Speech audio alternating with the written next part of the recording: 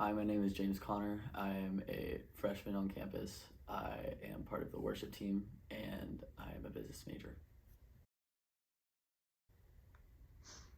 Playing bigs. Um,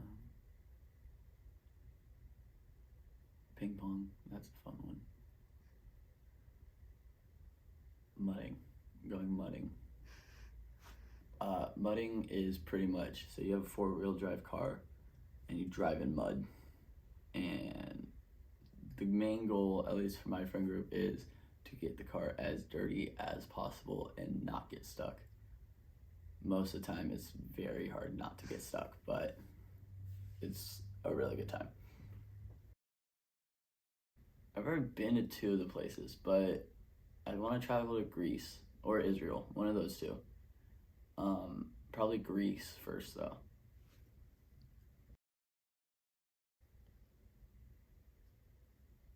I'd probably say when I was like 8, because that's when like I was really able to go around the neighborhood and just do the dumb stuff.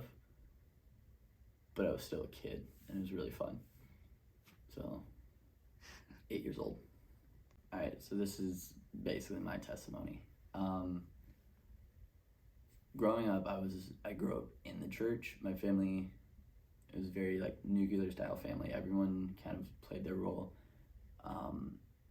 And it was until I was about 7 that everyone would always go to church. And then once I hit like 7, 8 years old, my dad stopped going, and then the next time I stopped going, and then my mom stopped going.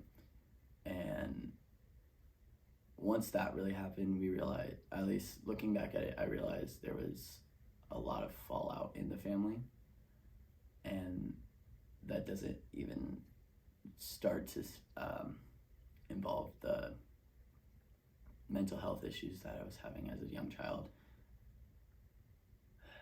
And then kind of just dealing with life in general, and my parents started fighting more. And I kind of started falling away from God for a little while, and that led up until middle school, which I rarely went to church, and when I did, it was for the wrong reasons, usually girls. This was the only reason I would go to church at that point. And most of middle school, I didn't have a relationship with Christ. I would say I was Christian, but I never really lived what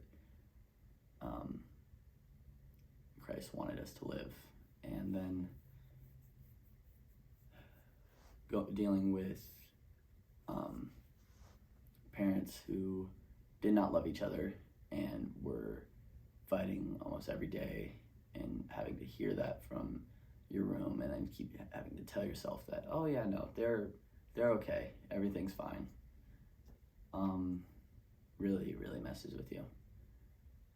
And by my freshman year of high school, I started to deal with major depression. It just got a lot worse, and by the time that COVID hit, I was in a deep state of depression that I could not see myself getting out of, and it got to the point where I tried to take my own life in the summer of 2020.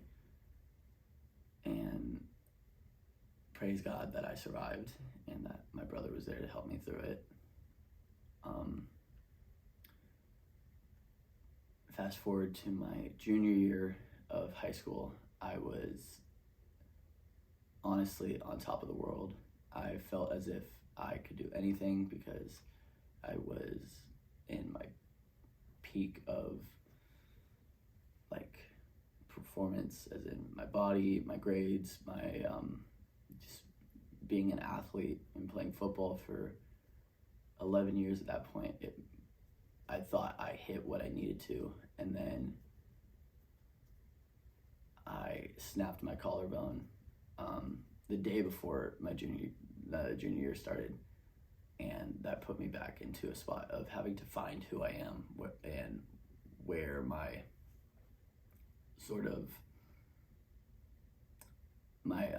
strength comes from. And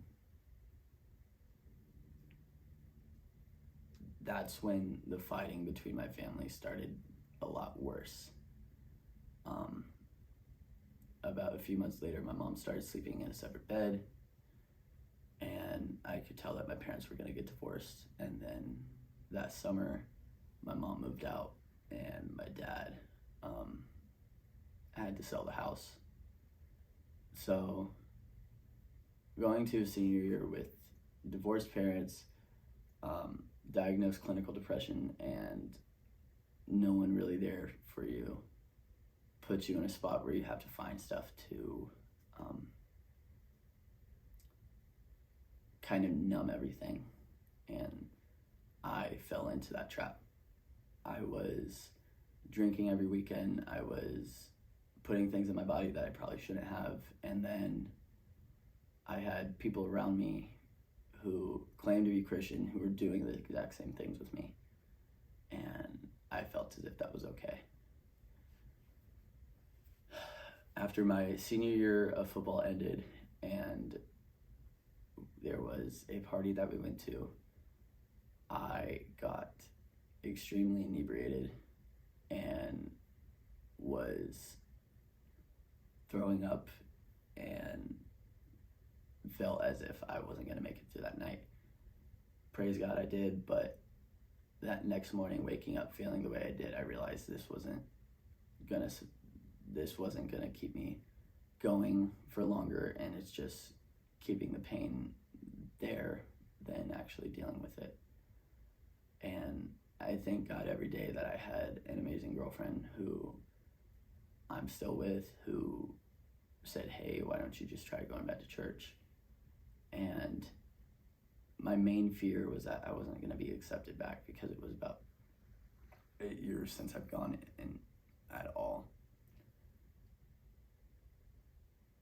But I went back in February of this past year, and I felt as if I didn't miss a day the way that people greeted me.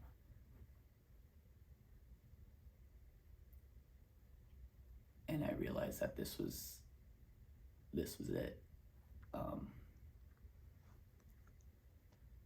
I realized the only thing that could keep me and get me through all the pain was God, because that community showed me love when I didn't feel love for years at that point.